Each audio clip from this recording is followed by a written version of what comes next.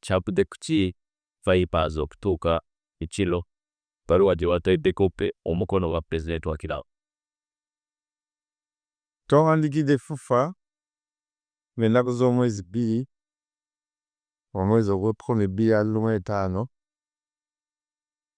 nga tutegeeza nti ensonga gye twabawandiikira era zitubaddeko ne mu meetings endala zonna kisinga zitereeza. Nga Vipers twavaayo oluvannyuma lw'okufuna ekiwandiiko ekyasooka okuweebwa FUFA nga 23 omwezi ogw'Omunaana, era ekyaviirako okubeera n'olukiiko oluvannyuma lw'okufuna ekiwandiiko ekyo twawandiikira FUFA kitegeeza nti ebimu ku bintu bye yaproposinga mu forms zaabwe ne format eya liigi D25 D26 twali tetukkiriziganya nabyo.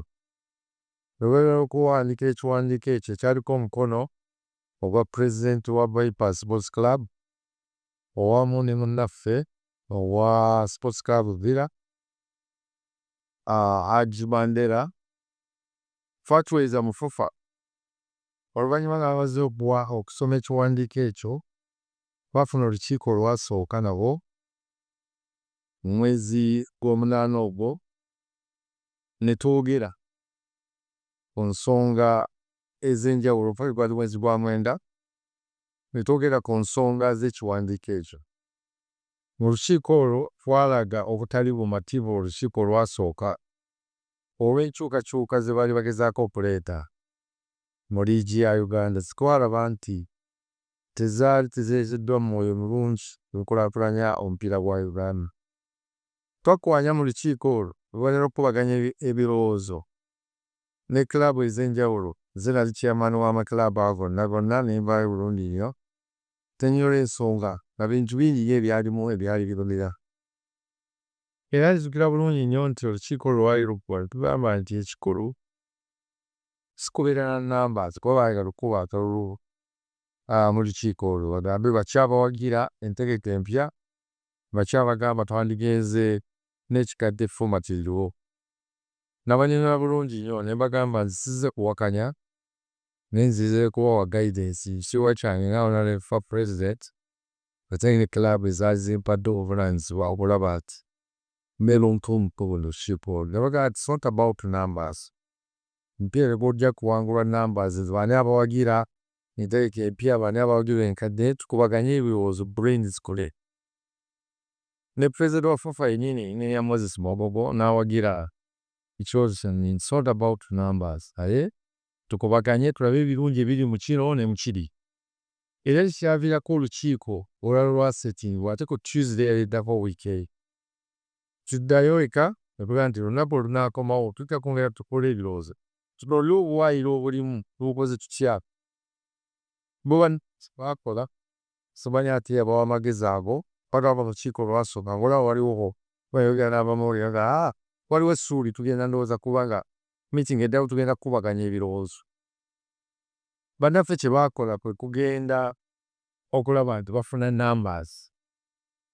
Nafuna meeting nga sinnafuna meeting ey'okubiri ne mbaako n'amakilaabu 7 batutoye saa 6 ffe ne tuteesa paka saa 8 emiga ya 8.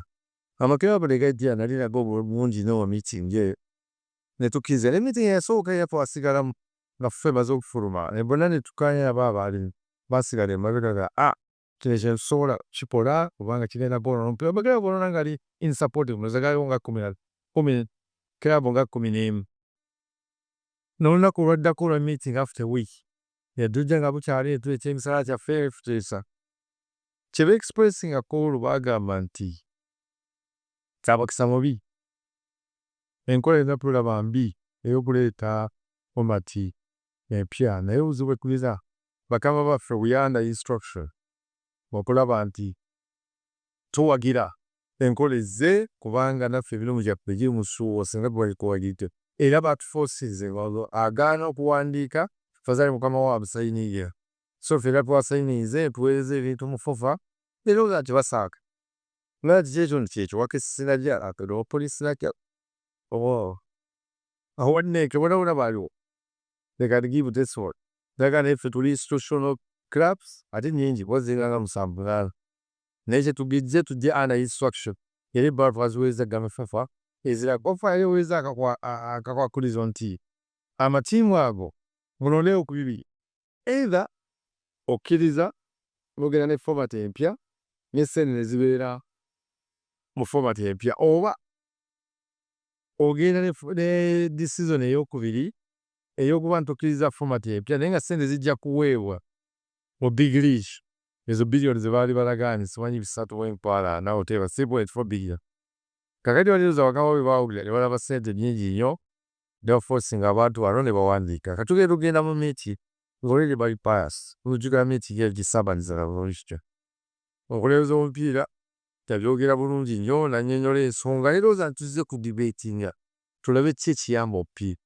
Naye yayogera kati ekyaddako ng'amaliriza n'awamwami Edgar n'asoma amakilaabu agaali gawandiisa we gagamba bagenda ne format empya. Because gaali gawerako. Kati n'ensawo omukisa ne njogera ku eki. Naye mbajuliza nti twayogedde meeting ekyatti nti it's not about numbers. Ne tulabe ki ekigenda okuyamba omupiira. Ebintu byali bingi eyombi sijja kwagala kwogera mu kamera kubanga eyamba omupiira. It's not good for the fabric. Ne ndowooza nti ebigambo byange byali biwedde era ne mbajjukiza kungenda kutabaala ofiire. Mukulembedde omupiira emyaka gyonna gye tubawadde tekibeerangawo mu Uganda. Nze najja mu FUFA be nasikira Oboa and Company. Wemanyi bulungi nnyo okulwana okwaliyo liigi batandise liro bakoze biki saafuna mirembe nabo. Only that I was brave nesobola okugenda mu maaso naye batandikirawo on day one including okutabula ttiimu y'eggwanga n'ebyali mu crates. Naye nga twabigumya nsobola okugenda naga naye mwe tuwadde emirembe nga ndi supportive. Naye ndabira ddala nti mukoze ne bajjukiza ne channels alina abazanyi 98 abaalimu era nga nabo mbasasulira omusaala mbawaalawo ensizo bakoze obulungi mu craze and so on. Tetwagala kudda mu bintu ng'ebyo. Nesuubira nti bannange banaabaako ki batoliye. Naye bajjukiza nti omupiira gugenda mu katyabaga nanjagadde omupiira guwangule tubeera sobola okulina paasu kirabusi. Naye oga nno fixer zonna ze mugezaako okukola tebirina gye biyamba ojja kukozesa ekifuba. Oyinza okuba nga leero oli in opposition osobola okukozesa amaanyi go g'owulira nti ogalina. Naye omupiira is not about man, about consensus batula n'abatola mbirokutalama. Nerowooza nti bannange baali bategedde era nti kijja kuba nga tusobola okugenda mu maaso. So tuddayo ofuluma ne tugenda mu maaso. Olw'okuba obululu bwabwe baavaamu ne baza meeting ab'amawulire naga abantu 13 basazeewo out of 6. Gaye ne bagenda mu maaso ne baandika enziramu ne mbawandiike. Ne mbategeeza nti kyemukola tekiriiyo era liigi yammwe sijja gikolerera format yakwe. We need to sit twetagisa okusensitizing abawagizi kuba tulina aba stakeholders baffe, tulina abawagizi, tulina aba coaches, tulina aba sponsors baffe. Program twali twazikola dda. Twakola dda budgets zaffe eno liigi gy'oteese eringa gya affectinga no liigi yonna. Ne ndowooza nti bajja kubaamu era n'ababuuza mu meeting eyo ki kye mugoba, ki kye mufa okulaba nti liigi eno erina okubeerawo. Naye ng'olaba there is something kye batadde behind the scenes. Bakulaga wano bagoba kino naye bw'olaba ekibagiraga nga FUFA n'obukulembeze bwayo erina kyo kyegoba kyeyagala okuteekawo. Kye ngenze na investigatinga era ne nkizuula kye sijja bawule. Lwaki baagala ekintu ekyo naye nga kirimu ekivu ekikulu their financials. Goyinza gamba mulimu ebintu ebinumira bingi. Tuyinza okumenyayo nga bida. Contracts z'abazadde. Noga nti omuntu asigazza contracts etoweza myaka 2 tagenda kuba license. Mu nsi yonna tekibaagayo. N'abazungu bagaba contract ya miezi 6 n'ebeerawo. Kakitegeeza nti abantu abalina contract y'omwaka ogumu nga bookero basigazza gumu tebagenda ba license era mwe ki documented properly. Asigazza omwaka ogumu tajja kuba license. Neki sigamba nti singa baadvise twabagamba nti singa mu advise nga ne mugamba nti yenna abasayininga contract empya teteekeddwa kukka wansi wa myaka 2 twandiwulidde.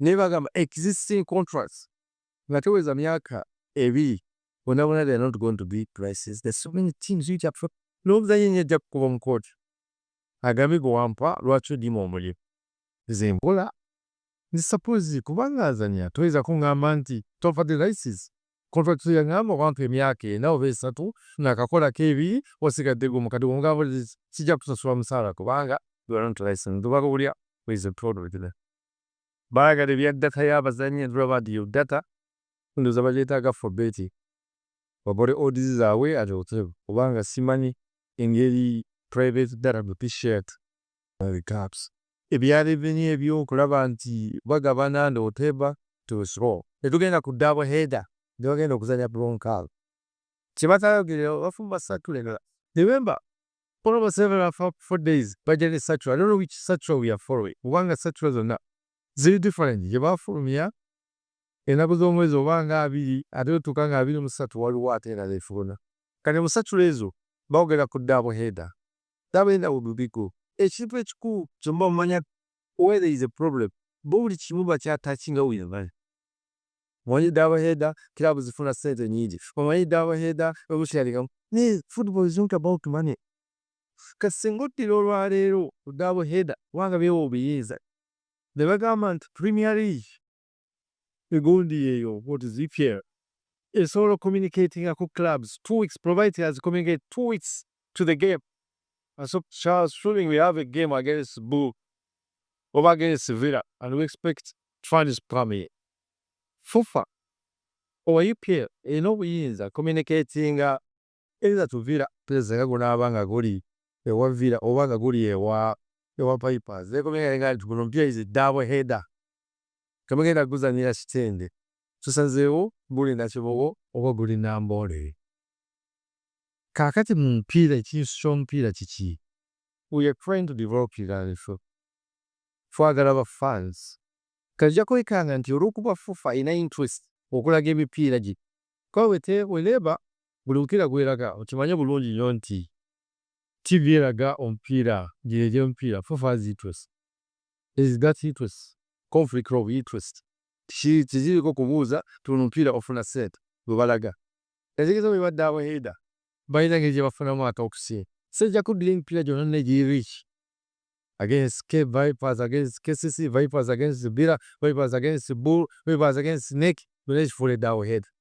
kati omuwagizi ono ajja kulaba mu myaka 3 egidiza batikyalina fans base ejja kuwa buhimba ejja kuwa yaani which doesn't have police nga bujja n'osambirawa kakati gwe at the end of the day mu bwabo bwa Uganda omupiira gwerimu where we don't aid when fans base they cannot watch their games at pwaga banawo emipiira which are prioritized out of 15 games ozanye n'emipiira nga 7 buli wagizi gweyandyagadde okulaba waka ze dabi kati ye dabi yo agitutte nga bwe yeyagalira to what now for example Villa against KCC. KCC was supposed to be the host. Obulina ba KCC nga bwe tugitwala ba Uganda standard KCC ability. Tojuwadde advantage yayo n'abazanyi ba an opening game as ebyesunga season etandika bandyagadde nnyo genda ebigogo donning their jerseys balabe kati obatutte nambole. What is the essence behind? Is it about money? Kyekiriwo okutwala omupiira nambole when a double header for what? It is at the advantage of FIFA. Naye bano bannange bano ba KCC baani they don't think beyond that all. Yagenda kuzanya baba badde afuna Lyon 13 banamuwa bilometer that's all. It is too much for you. English I cannot accept. Tesiyaba omupiira ffe tuteeka mupiira. We shall never recover this money before we leave with this code is us. We go beyond, this is partial. We want to increase. Kati omupiira singa gubeera wano omanyi what contribution yaffe to this village here bekobeta abantu bazimbye lodges bazimbye amabaala bazimbye restaurants wa bodaboda akola emitwalo 10 omupiira nga gubaddeyo n'emitwalo 2 asomba abazannyi okubeeka jansi abapaasi abajja okulaba omupiira people entertainment aboga weereddwa emiri and so many things kati olw'okutwala nti the double header nga gwekyokulembeza because that money comes then you are selfish. You are not helping the community. Ile mizanyo giri okuyamba communities usikusa era tukyenyumirizaamu nnyo. Kati olaba abantu okuva eri olaba obupiira gubeerayo, n'ateekawo obuntu bwe, n'atunda bendera, n'akola biki, owa boda boda baateekawo baakomawo. That's how I build the communities. Now if you have this game n'okitwala ekadiba, osazeeko abantu bonna. Think about the students here watching the game. To being a father's best. I want to have them going. Why don't they enjoy the advantage of having a team here and the community and the associating? As a team is able on that. The Manchester, the Arsenal, the Liverpool, because they associate themselves with the communities. Kati bwe kintu omuntu kyatakoze ali mu developed regions. Even using Africa itself. For developed, you can look at South Africa. You can look at Egypt, you can look at Morocco, you can look at Senegal. You can even look at Tanzania itself. In terms of regions. Bakola gekyo pola. Why inventing the way? Go near Tandika ekitaliyo kuzi. Teams zibadde mu World Club Champions. Zizanya bino byagenda okuzanya bino bya ddole. So today, these are the teams would be copying from. South Africa yaliyo. Egypt yaliyo, Morocco yaliyo, bazanya kiki? Bamala kuzanya bino 3 phase reach. So today, Adoraman somebody has his personal interest and ego. I know kulaga nti Mulindwa is nothing.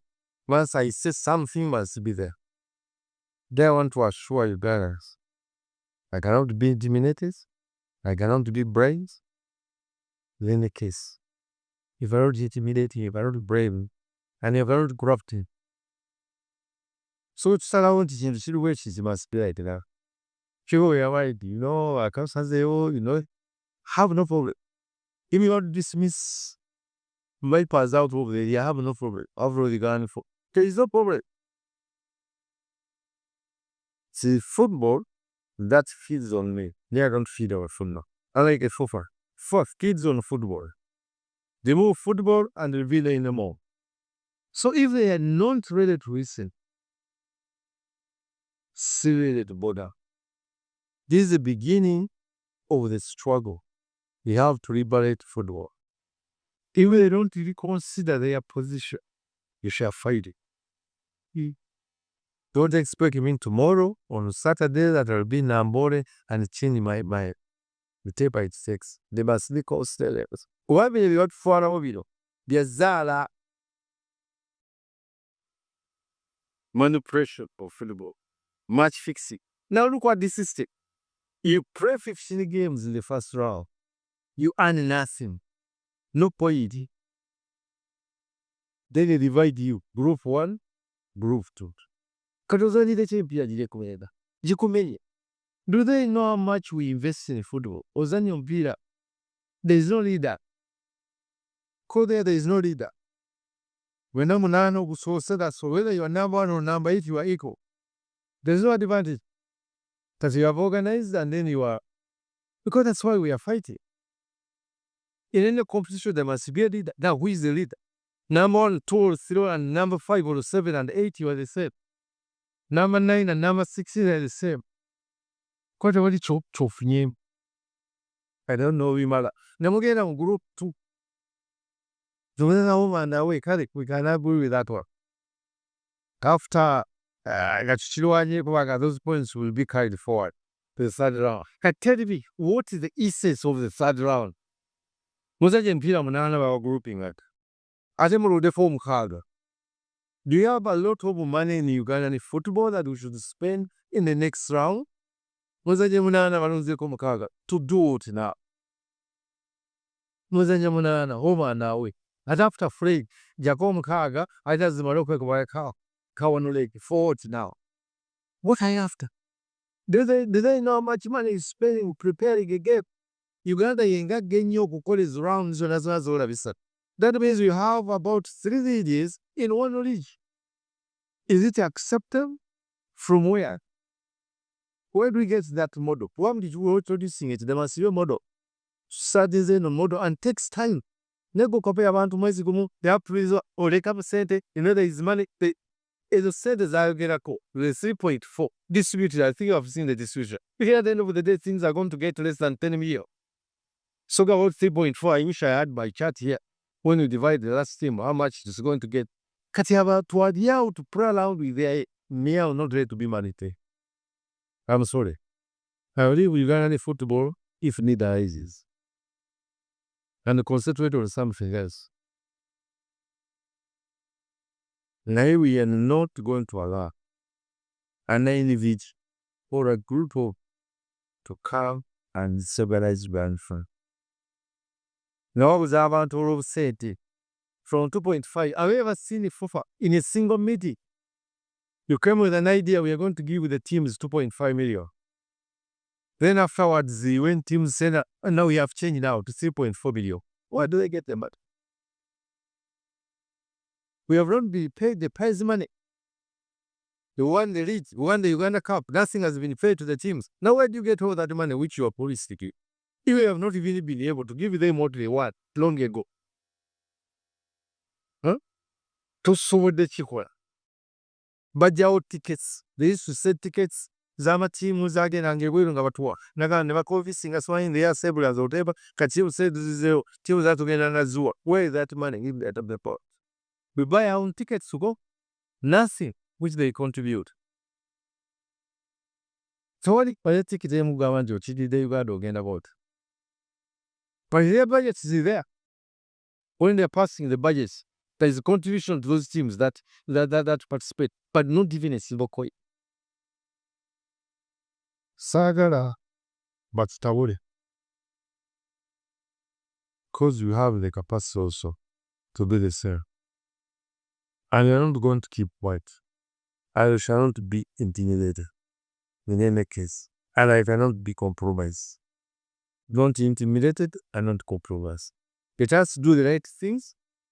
I am supposed to be there. To get a match, all these years, besides the Saturday, we have Shawanyiza.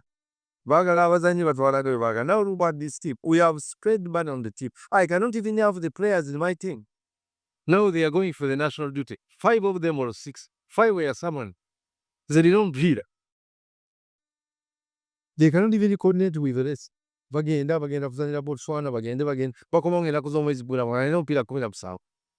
But I don't mind because that's the national team. I will contribute. If you cannot respect me for whatever contribution I'm making, and you want to take me for right, we are not going to accept that. That's why I came out. What's the team in Alzheimer say? I can give them the peanut and they accept whatever, sub to them. But when we have told the Ugandans the machine, so they should not think of any intimidation. Coming out with a letter, what was that? No, not me. No, not me. By intimidating is club in another, is that some meeting? But Jakukora way with no. You all own football and we are stakeholders. It's not owned by one person. Remember Chamanja, chairman as an individual. I repent. But whatever what I'm doing is for the good of Ugandan football. For the voiceless of these teams which can be intimidated with small money. Kubanga now look at most of those because they have chairman. They're just appointed. They protect their positions. Why you guys know what about? But for us who have come up with the chiefs which are making a huge contribution to the development and the growth of Uganda football, you cannot intimidate you. You can't. I always try to be the best in the right way. No one have long talk and all that to them getting you. Please, we shall square it out. That's my message, Ray Barrett. President, Simatu Kamubera, Pupa de Kalambida, Nuti, Keto Jekabwake, new formats, Yegenda, Okuzani Wani. And we are ready for that position. Well, we have they can do without for Viper. There is no problem. Let them die. For us, we just make a contribution without it. I don't survive on football. It's football will survive you. Because you're boring investor. That's all Gamba. Set is ange, but then stay come up here. Has not changed Gamba. Then when I was a Gawaza, never do power to our name. Bo inside your mass. Bidibitia. Pizzo Palamo, Oblere, those Gamati. Dinta, the love go to preach me or the Avatama. Baliware. Bakume synthesizer. Baguwaze nze dumu enjawulo. First of all, I'm a fighter. And I cannot be intimidated. So I know what I'm doing and where we shall head. So they must all see that their position. Sinza kwogera amakerabuzi kuba manafu nnyo. They are too weak. I don't think I can sit with them anymore to discuss with them. They are too weak. Nebyawo kwetaba mu mpaka nga biggwa. They are too weak. Too weak completely. Baliwo kwetaba mu mpaka ne ziggwa. Like other nations. When we get to Tanzania, ojja kwesanga nti Simba, ojja kwetaaga Azam, you find Yanga nga club zisobola okustanninga. Nomanya nti zistandiza kuba zimanyi kyezaagala naye za Uganda kwetaba bwetabi mu mpaka. Kati omuli amakiraabu temuli. Kati onoteesa nabo ki? So that's why I had to stand on my own. Yes.